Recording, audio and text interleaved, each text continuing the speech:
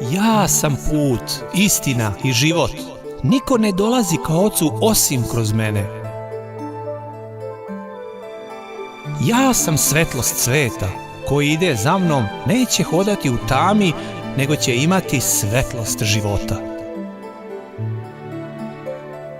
Jer Sin čovečiji je došao da potraži i spase izgubljeno. Dođite k meni, svi koji ste umorni i opterećeni, i ja ću vas odmoriti. Ako je neko žedan, neka dođe k meni i neka pije. Kogod veruje u mene, kao što kaže pismo, iz njega će poteći reke žive vode.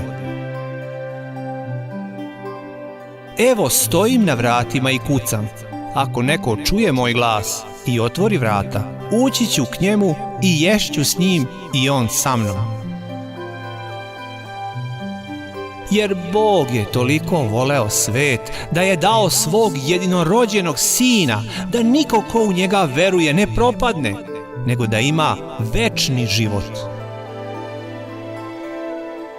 Voli Gospoda, svoga Boga, svim svojim srcem, svom svojom dušom i svim svojim umom. To je prva i najveća zapovest, a druga je slična ovoj. Voli svoga bližnjega kao samoga sebe. Ako se držite moga učenja, zaista ste moji učenici, saznaćete istinu i istina će vas osloboditi.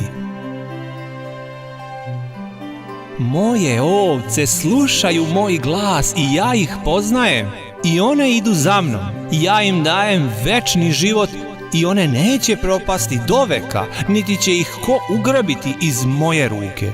Ja i Otac jedno smo. Kako želite da ljudi čine vama, tako treba vi da činite njima. Duh je ono što oživljava. Reči koje sam vam ja govorio, duh su i život su. Zato vam kažem, molite i daće vam se, tražite i naći ćete, kucajte i otvorit će vam se, jer kogod moli, dobija, kogod traži, nalazi i otvorit će se onom ko kuca. Sve je moguće onom ko veruje. Data mi je sva vlast na nebu i na zemlji. Zato idite i sve narode učinite mojim učenicima, krsteći ih u ime Oca i Sina i Svetoga Duha, učeći ih da se drže svega što sam vam zapovedio.